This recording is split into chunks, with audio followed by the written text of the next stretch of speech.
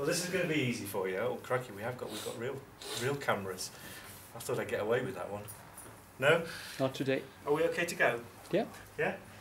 Okay, so what Dave has asked me to look at today, or what we're going to do, is actually look at what BIM really is. Okay, so I've looked at your other lectures and all the things you've been looking at, and quite often we're talking about what it is to quantity surveyors, what it is to procurement, what it is to legal people. So this is really about what's underneath the hood in BIM, what makes BIM BIM. Okay. So, do all of you agree that that's what BIM stands for? Yeah.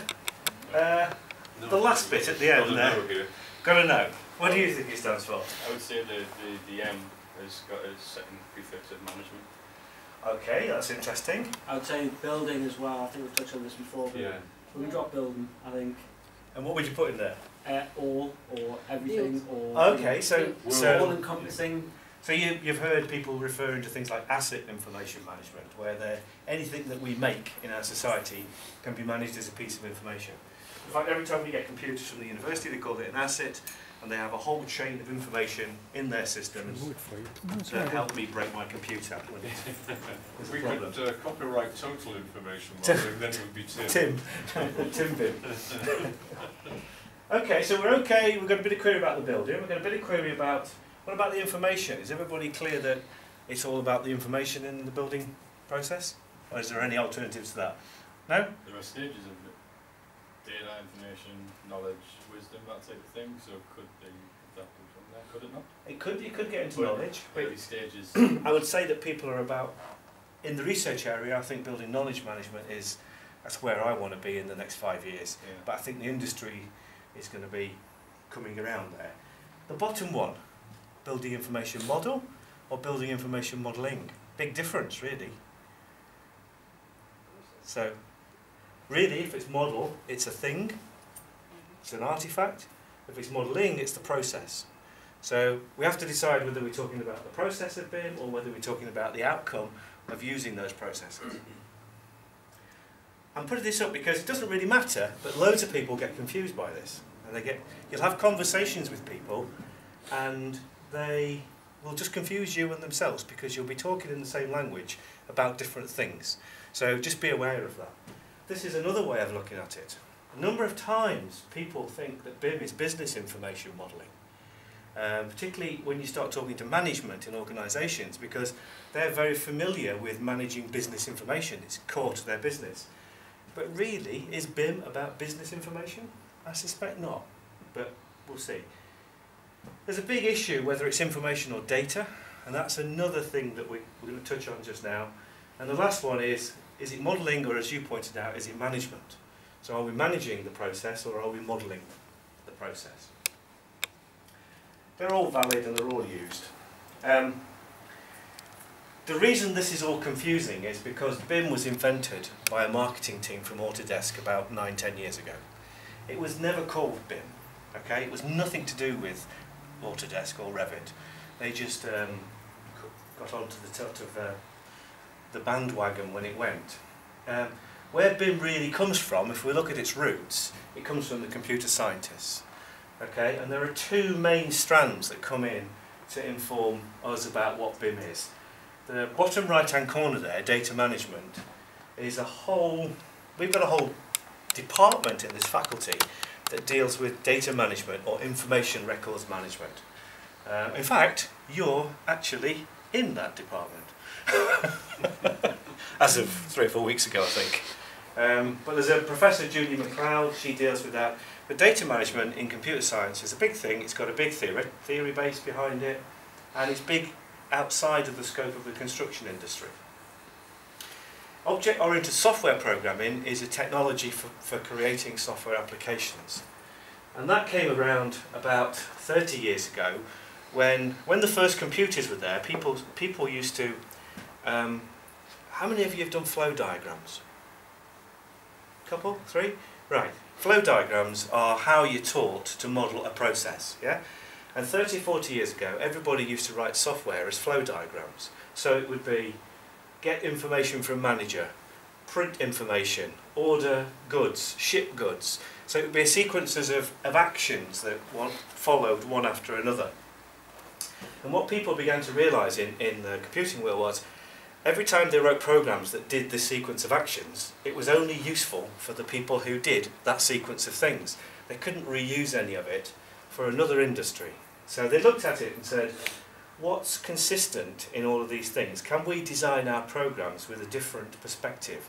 Can we design them looking at something other than the functions that they perform? And they said, well, actually, what doesn't change are the things that they're performing the functions on. So that's what object-oriented software programming is. It's about orienting the way you think about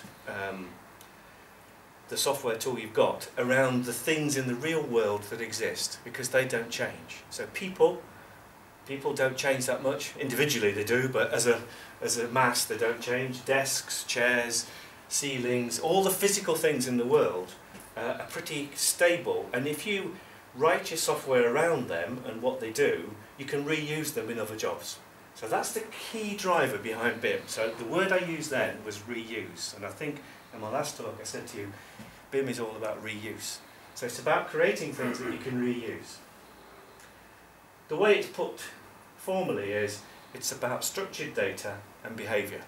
So the functions of these things, like, you know, if you have this desk, pick it up, the leg will fall off, that's a behaviour of these desks, okay?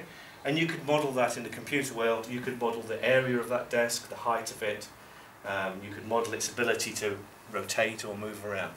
So that's behaviour, so that's what they do, and structured data is fundamentally what they're about. And they're the two things you've got to get your head around with BIM. So this is just a little phrase that I use that helps me understand what fundamentally is in BIM tools. So the first thing is, BIM is about types of things. And what we'll do in a bit is we'll try and explain this. The second thing is, it's about objects. Then it's about relationships between those objects. And then it's about properties they have. So they're the four key concepts that you've got to hang your hat on if you're going to understand what BIM does. So, where's my bag of tricks? There we go. There we go. My bag of tricks here. If you'll indulge me, I'd like to engage you in becoming a building model. So I'd like to turn all of you into a building model. It's going to take a little while, but could you just sort of all come into the middle a bit here? Now, you all know each other a bit, don't you? Okay. What I'd like you to do is, starting at this end, I'd like you to organise yourself in a line by when your birthday is in the year. So at this end, the one nearest to January the 1st, and at this end, the one nearest the end of the year. January? February? March? One through August. February. Yeah, so I'm the end of February. This middle. Okay? So you got that. Now, what happened then? You all sat there and someone took over organising you into, so you were managed. So as a piece of collaborative work, it was somebody managing you, organise yourself. So we're going to put a head on here and say, your little objects in a building model. And some controller just took over organising you into a sequence by when you were born in the year. So if you can all face me, okay? Next thing we're going to do is, you can only talk to the person on your right. And they can only answer your questions, okay? And what I want you to do is, I want you to organise yourself by who lives the furthest from here. So where you come from, just think of how far you are away in miles from here now, and I want the one who's nearest to this place to be at this end and the one who's furthest at that end. But all you can do is talk to the people on your right. So you can't talk to the people on your left. So you're going to ask a question and decide where you should be in this So order. I'm going to answer that way as well? You can only answer questions That way? Yeah. Yeah. So you can answer, here's the person on your right, go this way, okay. You can ask them how far they are away, and then you can decide which side you go in then. Steve, are you thinking of residential address or country of origin? Country of origin, where you've come from, how far you've come from. That's what Yeah. yeah. So if it's 4,000 miles or 2,000 miles, or I don't know how far Which you is went. near and which is far? This is the nearest to Yeah. here, furthest to here. So who's travelled most in the last year to get here? You could only ask people on your right. It's really simple. Yeah, Yeah. with that. 10. And Yeah.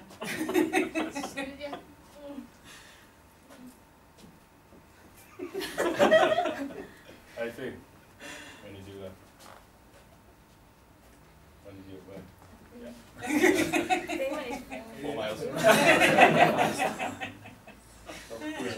Only people on your right. Only people on your right. Moving back and forth, it's just you And because you're already know where. right. I think it's it.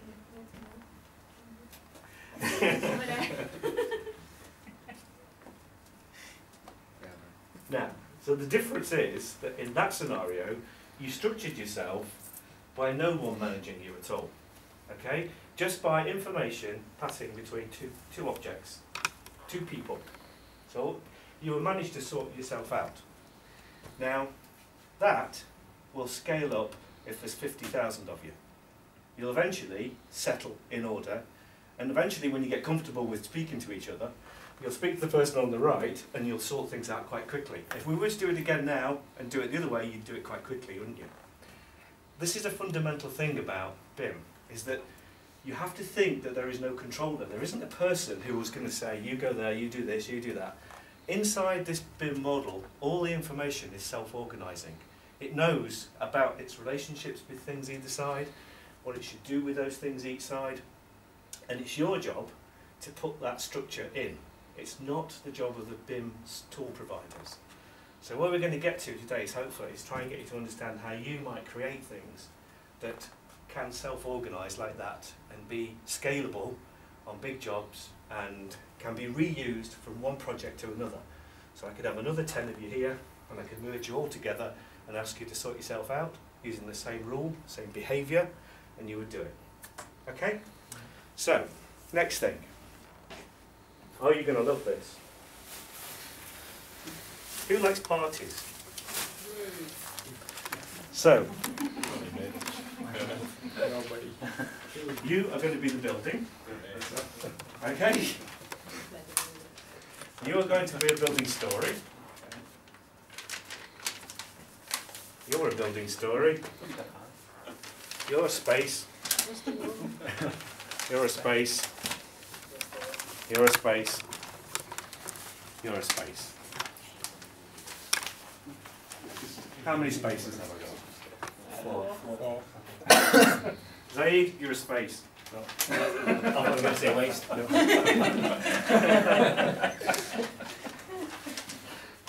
Okay. So the first thing we're going to do, these are relationships. Okay?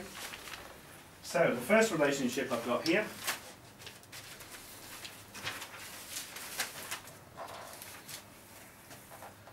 where's this go? You think you own one end of it, do you? What have I got? Story, space, and using. Story. Well, we're going to go with you first. Yeah, That's I good. think me. Yeah? Yeah. Okay. And then space. Space, story, space. As Story, one space. That's Story, you. space. That's you. One is Yes, space. that's okay. There you go. Yeah. There you go. Ah, yeah. Oh, right, yeah, I'll see Okay. what Get them a bit shorter so that we don't take up too much room. Okay? So, what we've now done is we've taken two objects. So this O here is what you are individually, objects. The hats are the type that you are. Okay? So these two are story types, he's a building type. He's the biggest one, that's why we picked him.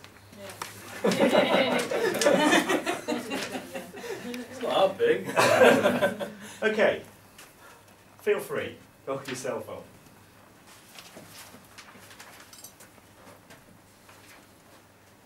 Now, of course, you can choose which of the two stories you want to be on. It's entirely your choice. But try and spread yourself out so we don't. We'd quite like a building that's even. Space, story. I would suggest I'm odd. The spaces need to start with the story, I think. So Yeah, either me, Space. one space.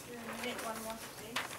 It's just unconnected itself. Jane, you I need space. What space? Space. Alright. Right, And what what's a mess space? have you made of that? Space, yeah. You all need a link to, well, one of us do. Yeah. So, Okay. That would seem reasonable. so I need one of those ends. These two. And That one. is that Yeah, Where your space is now. There's two there, they're just stuck together. Oh, right, okay. I think, are they? No, no, it's one. It's This one. one Just one. is a double sided. No, no, it's No, it's just two. this should be two. Oh, I've It's got the strings. this thing up on Strings. my- Okay, yeah. There we got the We've got straight it, Steve. got it. They were all there when I came out. Oh, Dodgy sellotape. Yeah. Oh, Just trying to space. sorry. Okay, could you just kind of get yourself into some kind of order? It's illegal for these relationships to cross. All right, swap over. And you can't have more than one. So, Ditch, Well, ditch this one. Ditch this one. well, we'll leave it for now. Leave that for now. We'll All right. explain that, why that's illegal. Okay. Well, then we'll have a crossing over this. No, it's not. So what have we got here? We've got this gentleman here, who's a story, and he has 1, 2, 3 spaces. So if we imagine that this is the first floor, and your space 1, 2, 3. You must be a very big space. Because you're also on the ground floor. Now that doesn't really make sense, does it? So what's gone wrong there? You seem to have got one extra relationship than you need. Could it Yeah, not be no, an area of the building that is double height? It could well be. It could well be. But for this example, it's Oh, not. It's from the spare hand. Don't take his fingers off. There you go. Spare. Okay. So And it is probably down to syntax as well. If it was a volume, then it makes sense for it to be on 2 levels. But a space is something you can think you can walk on. So it's probably just on one story. But it's just Yeah. one interpretation, all right? Yeah. I mean, can we just explore that a little bit? Because let's say, for instance, you came into this building and you were looking on the board outside and you were trying to find room D119 and it says D119 is on the 2nd floor and it's on the 1st floor. How would you feel about that? You would be very wary about entering D119 from the 2nd floor, wouldn't you? It would be a bit tricky. So you're quite right, it's perfectly okay to have that. You could have a space, and it does happen, it will happen in the BIM models that you make. But when you start communicating with other people outside your BIM model, they're going to find that really confusing. So the lesson you should learn from that is that when you make BIM models, when you construct them, you've got to think about who's going to read them and what they're going to think that thing means. Okay? So this clearly, to most people, means that space is on that floor. And if you get clever with it and do clever things, you'll confuse the readers of your BIM model, and you might actually end up with errors on site and problems because people have jumped to the wrong conclusions or jumped into the wrong space.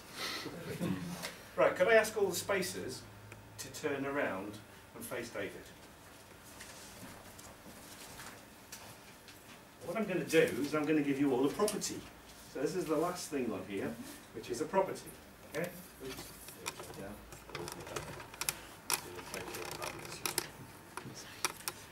So the property I'm giving them is area. Okay? Because each space will have an area. Okay? Small. How's that? You've just gone to the top nearly. Okay, so what's your area? So you know your own area. And what's your area? 15. Okay. So story over there. What is your area? You don't know, do you? So what we need for you is an entirely different kind of property. Because that property I've just given those people was a fact property. What you need is what's called a parametric property. Because your area is going to be derived from the spaces that make you up. Okay? So you need this. There you go. There you go. still don't know your area. So could I ask you just to turn around and face them? Okay, so what's your area? 40 meters square. 40 square metres. In your area? 35. 35 square metres. So what's happened now is, inside the BIM model, you've traversed the relationships with the objects that you have, and you've looked at their properties, and you've calculated a derived property.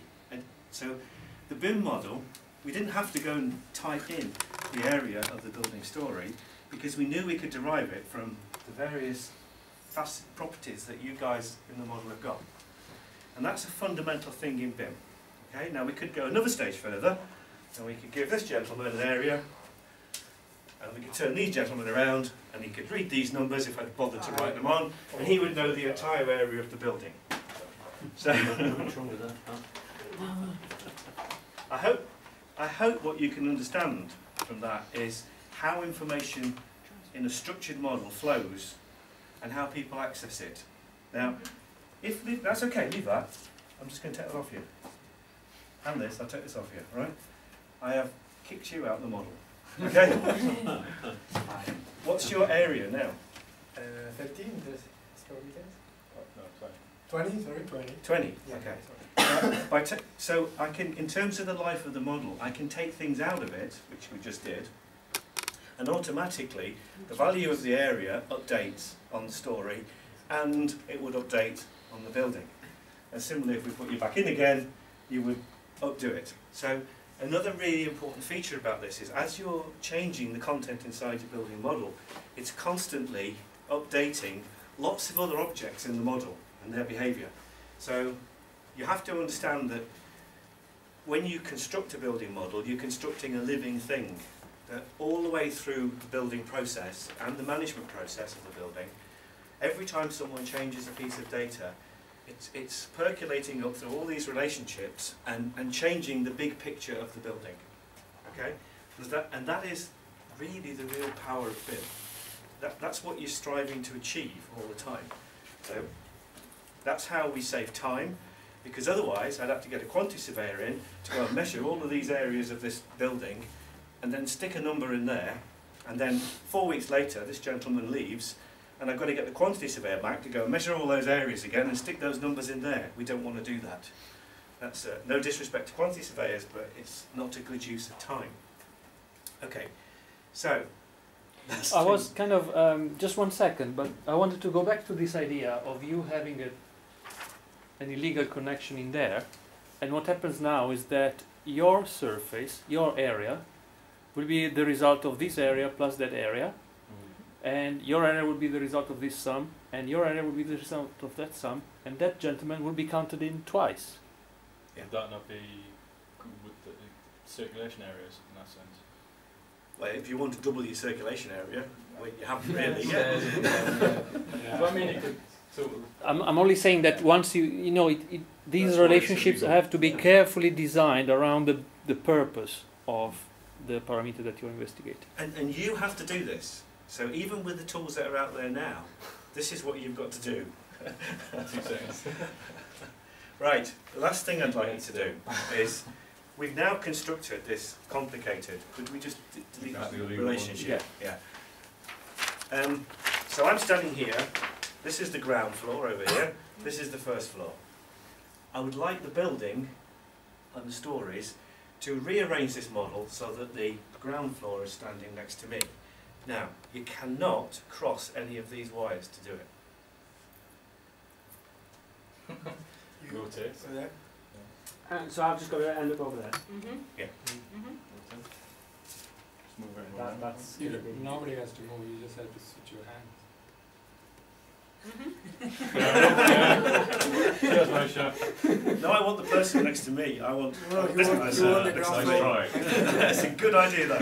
I think everyone rotating around isn't the answer either. That's probably cheating. So You can do anything you want. You Station. can turn around. But then again, it's not going to do. Go on, so. I'd say rotate. No. We'll move, come. Yeah. The dancing comes in. Leave Oh, it from Stop the music. We should I have do a apologise for that terrible shuffle there. Great move. due in May usually. Welcome. I'm sure this is Okay. first out of 10 as well. That's it. Okay. So now, the purpose of that was to show you that when you construct really complicated models, it's really difficult to do things with them. You know, if you want to move things around, you've got to think about how you move things around. So that was quite a complicated operation for what would apparently seem quite simple. What we might have done is just change your name to ground floor and change your name to first floor. Yeah. That would have been another way of dealing with it. If, in our view of the world, that would have meant that all of those spaces would have gone down to the ground floor and all the view spaces would have gone up to the first floor. If that's what we wanted, that's really powerful. But if we didn't want that, it's really dangerous. Okay? So you have to understand that when you change the relationships between things or move things, it can make life difficult and it can have big consequences on the end design.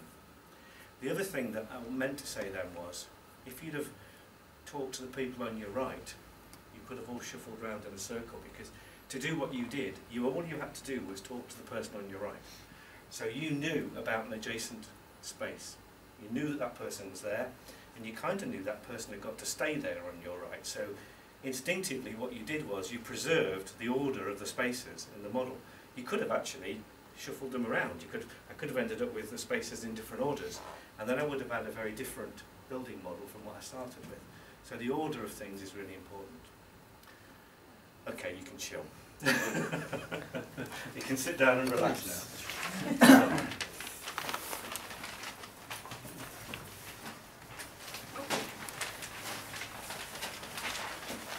We put the desk back, or Well, I don't know, unless you're comfy sitting, just pull the chairs around, whatever you like. take us 2 minutes and we'll have to do it anyway. So take us back. Yeah. That's good.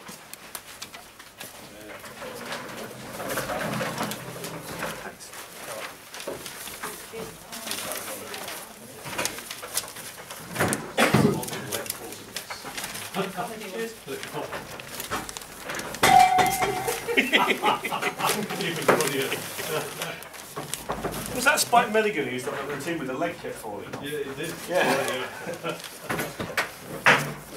We've got both legs on there,